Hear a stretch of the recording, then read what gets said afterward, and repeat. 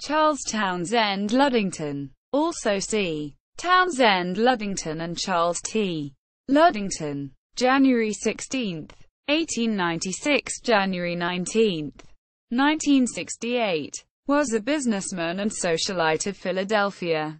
He was an aviation pioneer who helped establish an every-hour on-the-hour air service between New York and Washington. Early life. Ludington was the first child of Charles Henry Ludington and Ethel Mildred Saltus Ludington. He was born in New York City on January 16, 1896. His parents were married in Brooklyn, New York. In April 1895, he had two brothers, Wright, who was born in New York City in 1900, and Nicholas, who was born in Bryn Mawr, Pennsylvania in 1904. Ludington went to public schools in New York City while a young boy. He was sent to Adirondack School of Northeastern New York State for private secondary education for grades 7 through 10 and Haverford School to finish high school. After he graduated from high school, he went to Yale University and graduated from there in 1919. He went to Massachusetts Institute of Technology, MIT, part-time and received a degree in 1922. He was the secretary of the Aeronautical Engineering Society at MIT.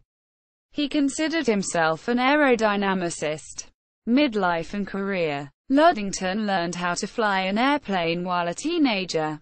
With his brother Nicholas, he was co-owner of the Philadelphia Flying Service, a pilot training school established in 1922.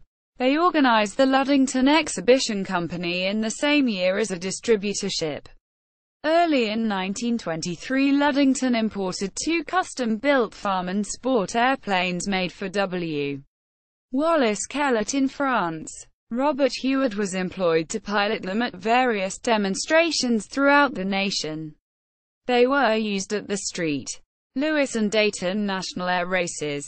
The Ludingtons and Kellett were the American distributors for the aircraft. The price of the plane was too expensive and few sold, forcing them out of this business.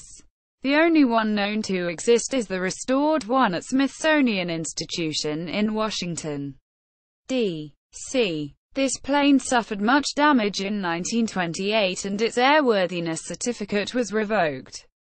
It was warehoused for years. An aviation historian ultimately restored it and regained flight certification. Ludington personally identified the aircraft as one he owned. Ludington was one of the pioneers in the early 1920s that helped develop national air transport. He partnered as the vice president until it merged with United Aircraft and Transport Corporation later. Ludington instigated the Philadelphia Airport, near Camden, N.J., on 140 acres of land he owned. Construction of the airport began in early 1929. It was formally dedicated and opened in September with a raising of the American flag by his 5-year-old daughter Ethel. There were 10,000 people that attended the official opening celebrations. Ludington also offered a line of boats under the Ludington Boats Corporation between 1929 and 1931. Outboard racer Jake Dunnell did the design work. 5 series were offered: the Sportship Senior, Sportship, Lightning, Rocket, and Flash. Several boat races were won with Ludington Hydroplane series of boats. Ludington and his brother in 1930, with 2 other airline executives, were pioneers in the aviation industry by starting an hourly air service for passengers only using this specially designed plane. The executive specialists were Eugene Luther Vidal and Paul F. Collins, who originally had the idea for such an airline. Between the 4 of them they managed to run Ludington Airline without government mail revenues, and made a profit for 2 years. For a short time Amelia Earhart was hired as vice president and in charge of publicity. In 1933 the Ludington line put in a bid 0.25 cents per mile, against Eastern Air Transport, 0.89 cents per mile, for an airmail contract, and lost its lower bid to the higher bid of Eastern.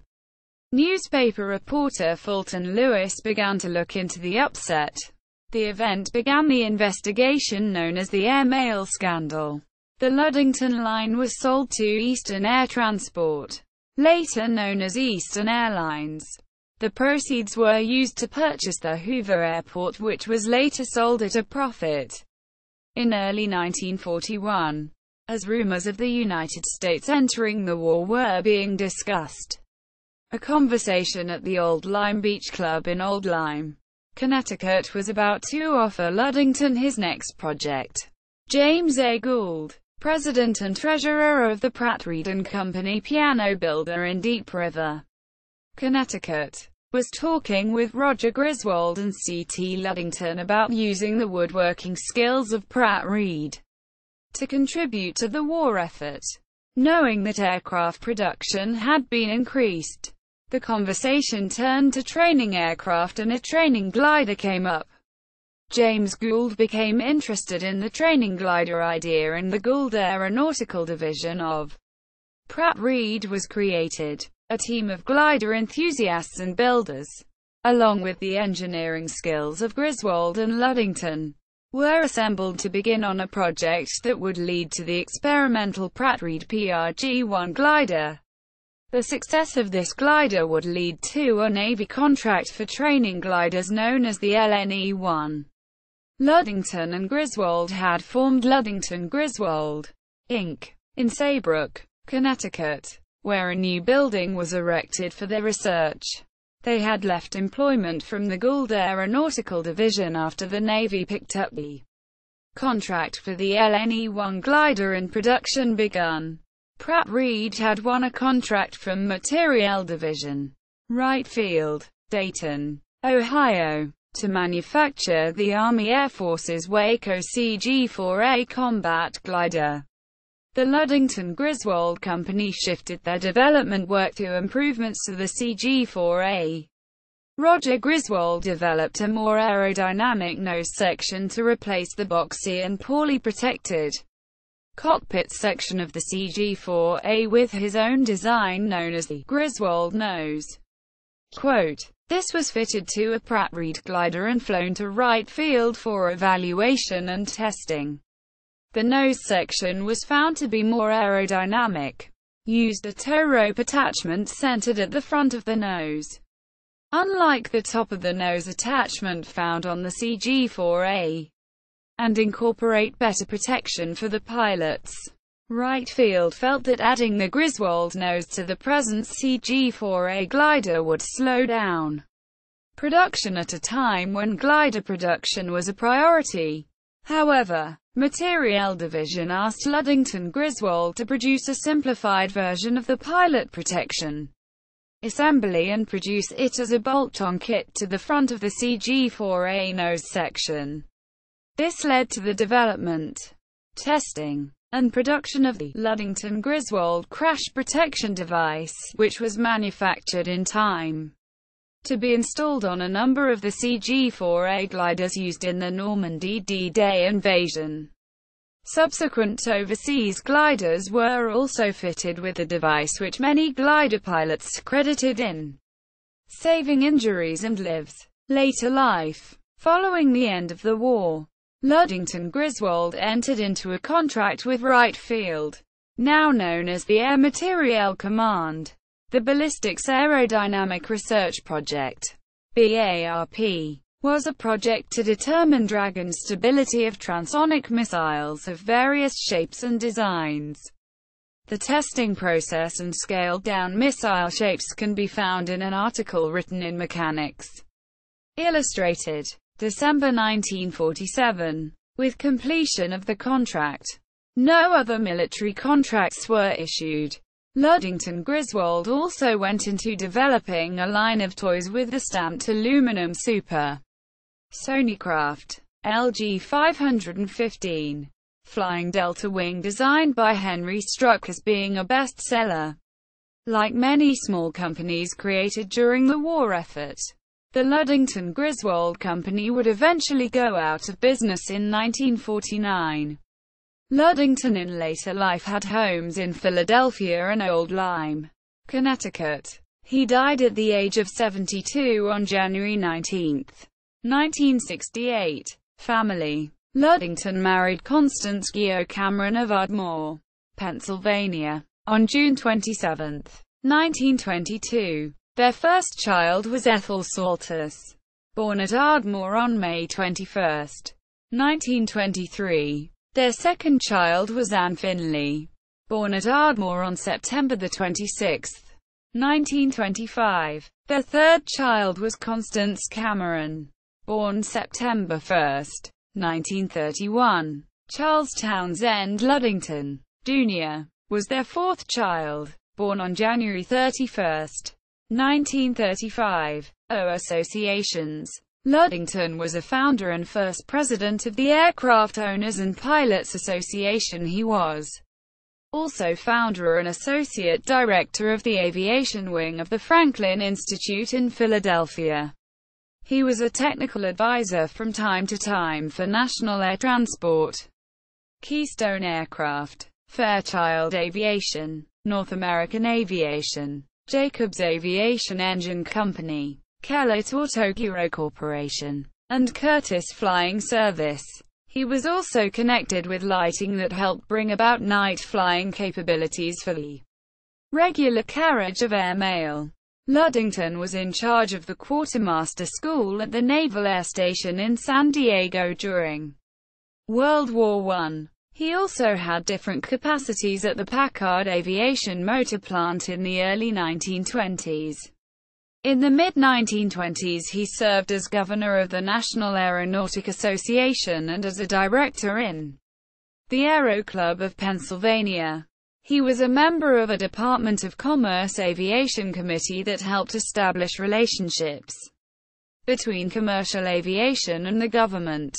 Ludington was connected in one way or another with Merion Cricket Club, Racquet Club of Washington, Yale University Club, Aero Club of Pennsylvania, Santa Barbara Yacht Club, Bayside Yacht Club, Delaware River Yacht Club, Philadelphia Yacht Club, and Old Lyme Beach Club. He was also a member of the Bryn Mawr Presbyterian Church. Works. Ludington wrote Smoke Streams, Visualized Airflow, which was used for several years as a basic textbook on aerodynamics.